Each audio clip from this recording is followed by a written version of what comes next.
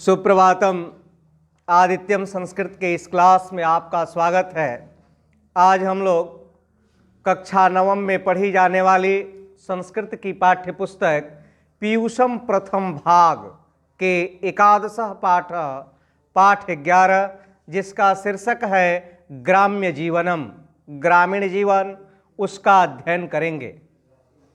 सदा से ग्राम्य जीवन को ईश्वर का वरदान और आनंद का रूप माना गया है, किंतु आज ग्राम अभिशाप बने हुए हैं, तभी वहाँ के लोग नगरों की ओर भाग रहे हैं।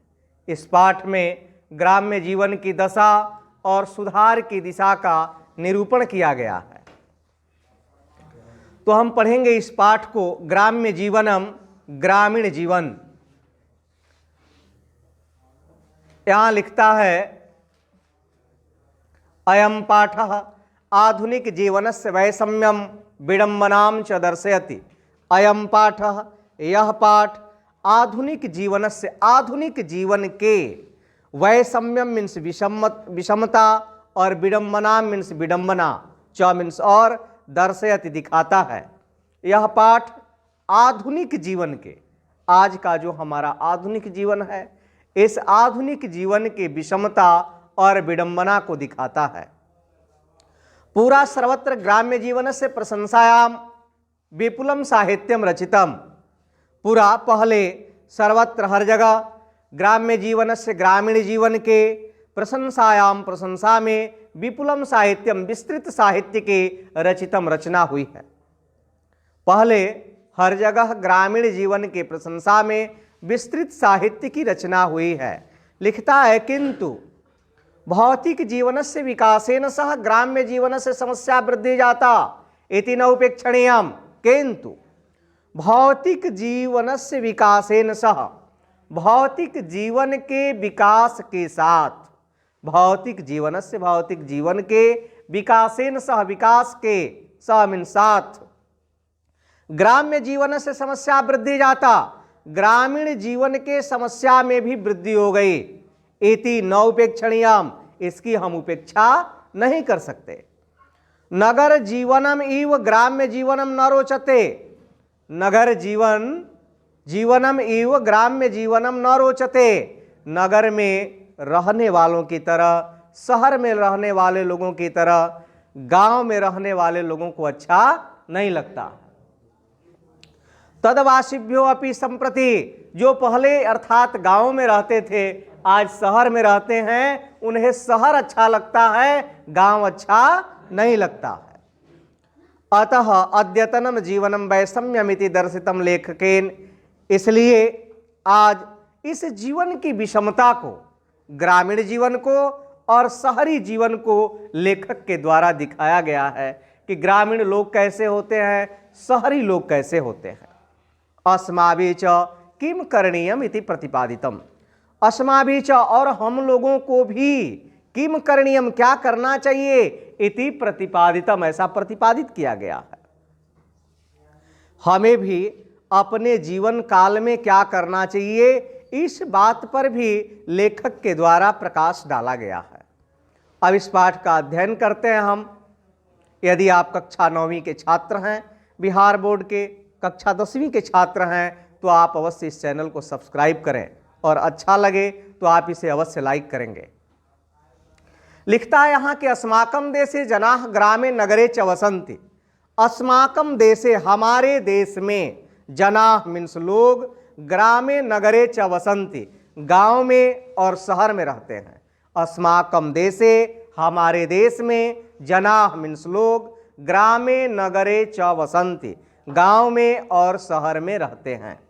ग्रामाणाम संख्या नगर अपेक्षा न्यूनम अधिका वर्तते। ग्रामाणाम संख्या, गांवों की संख्या, नगर अपेक्षया, शहर की अपेक्षा, न्यूनम अधिका वर्तते। न्यूनम मीन्स निश्चय ही, अधिका मीन्स अधिक, वर्तते मीन्स है। गांवों की संख्या शहरों की अपेक्षा निश्चय ही अधिक है। नगराणाम संख्या तो क्रमशः वर्धते, किंतु ग्राम संख्या न तथा वृद्धिम लभते। नगराणाम संख्या तो क्रमशः वर्धते, नगर की संख्या, शहर की संख्या क्रमशः बढ़ रही है, किंतु ग्राम संख्या न तथा वृद्धिम लभते, किंतु गांव की संख्या बढ़ नहीं रही है। अधुना आजकल ये नगरवासी न, जो नगरवासी हैं, जो अपने आप को शहरी कहते हैं, प्राचीन काले ते ग्रामवासिना, वे लोग भी प्राचीन काल में गांव में ही रहते थे। केचित स्वग्रामीण संबंधम अद्यापि निर्वहन्ते, कुछ लोग अपने गांव से संबंध का आज भी निर्वहन करते हैं, अर्थात वह शहर में तो रहते हैं लेकिन आज भी अपना जो गांव का घर है वहां आते जाते रहते हैं। नेक्स्ट पैराग्राफ बता रहा है कि एका प्राचीन उक्ति वर्तते, एका प्राचीन उक्ति वर्तते, एक प्राचीन उक्ति है, कहा जाता है कि प्रकृति ग्रामम असृजत, यानी गांव का जो सृजन है, गांव की जो रचना है वह प्राकृतिक रचना है, उसे प्रकृति ने बनाया है। नगरम तु मानवस्य रचना इति, और शहर जो है मानव की रचना है। शहर को किसने बनाया? मानव ने बनाया, लेकिन गांव को प्रकृति ने बनाया है। अस्य अर्थ, तो इसका यह अर्थ है कि ग्रामस्य विकास प्राकृतिक, गांव का विकास प्राकृतिक है। नगराणि तु कृत्रिमाणि सन्ते, और शहर का विकास जो है कृत्रिम है, बनावटी है, उसे मानव ने अपनी सुख सुविधा के लिए बनाया है। मानव स्वस्य भौतिकीं सुख समृद्धिं कल्पयित्वा महता प्रयासेन नगराणि निर्ममे। मानव स्वस्य भौतिकीं सुख समृद्धिं कल्पयित्वा, अपने भौतिक सुख समृद्धि की कल्पना से, महता प्रयासेन, बहुत बड़े प्रयास से, नगराणि निर्ममे, शहरों का निर्माण किया। मानव अपने भौतिक सुख समृद्धि की कल्पना से कि हमें भौतिक सुख और समृद्धि प्राप्त होगी, इस कल्पना से बहुत प्रयास करके नगर का निर्माण किए। भोजनम वसनम आवासः च इति तिस्रः आवश्यकताः मानवस्य वर्तन्ते।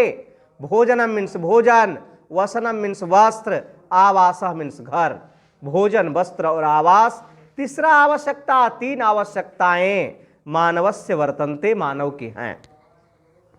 मानव की तीन मूलभूत आवश्यकताएं हैं, भोजन, वस्त्र और आवास। ग्रामे एताः न्यूनतमाः प्राप्यन्ते, गांव में ये सब न्यूनतम खर्च में ही प्राप्त हो जाते हैं।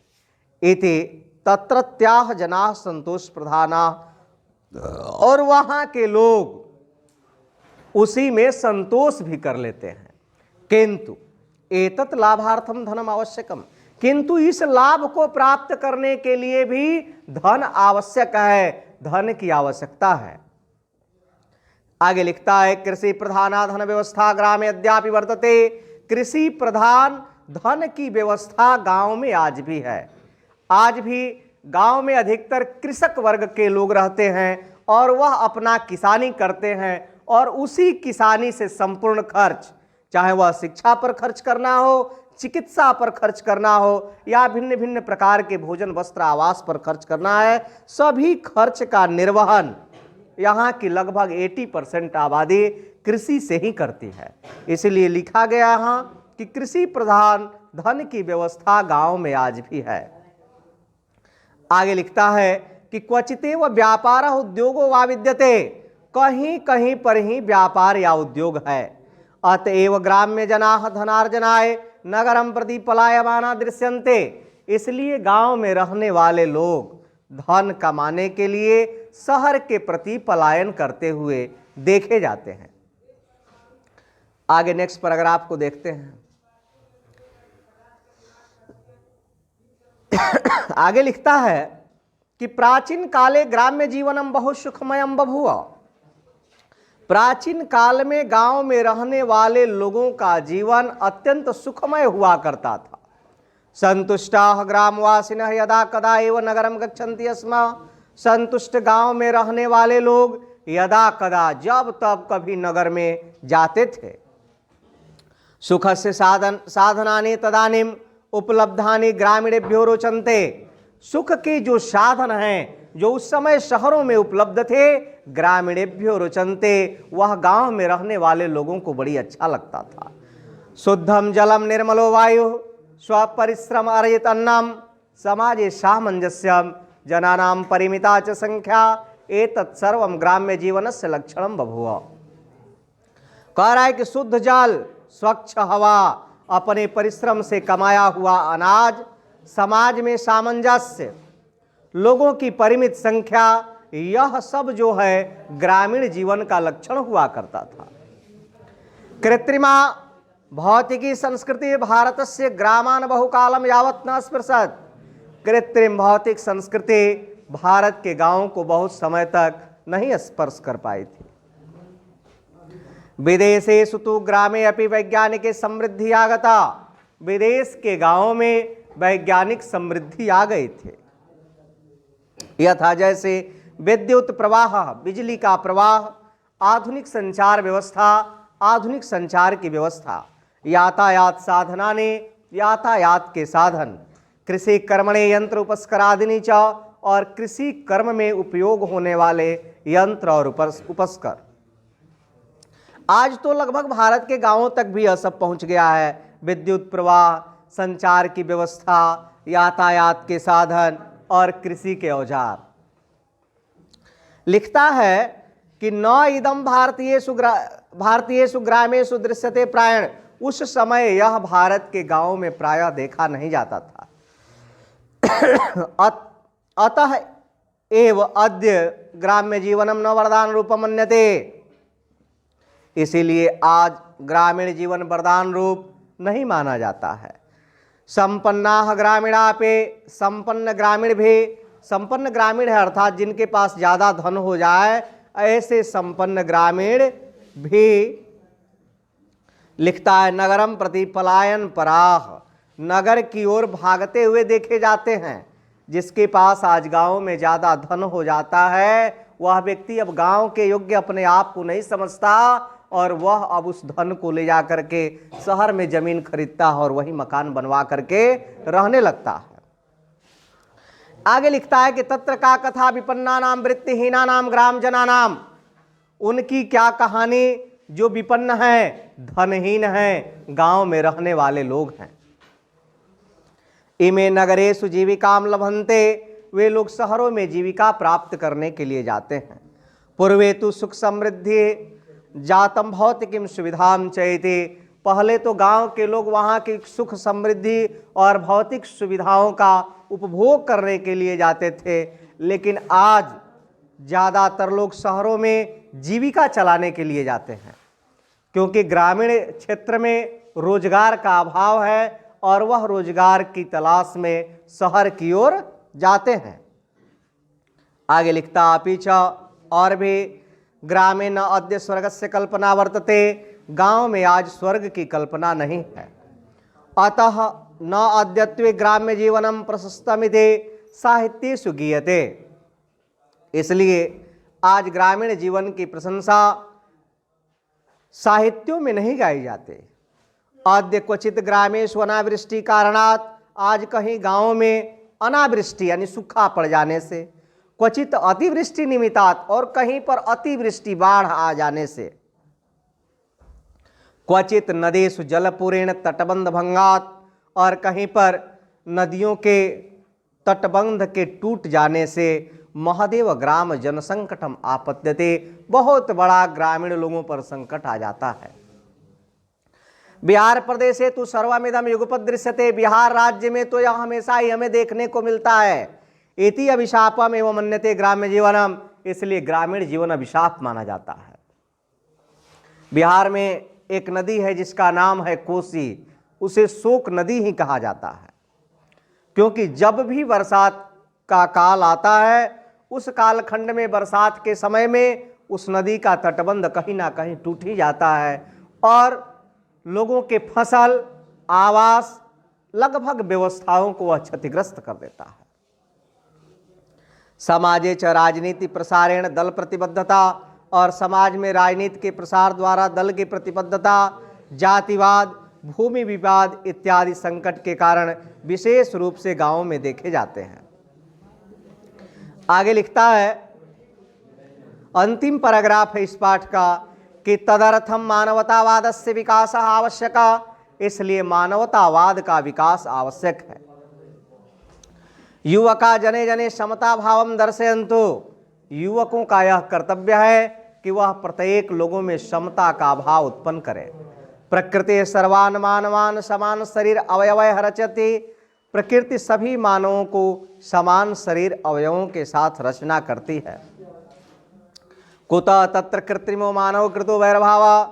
फिर वहाँ जो है बनावटी मानव के द्वारा वैरभाव कैसा। आगे लिखा, ग्रामे कामम न भवति भौतिकी समृद्धि। ग्राम में भौतिक समृद्धि की कामना न होवे, किंतु पर्यावरण से निर्मलता तत्रैव बाहुल्येन वर्तते इति न संदेह। आज भी जो पर्यावरण की निर्मलता है वह गांवों में बहुलता से प्राप्त होती है, इसमें कोई संदेह नहीं है।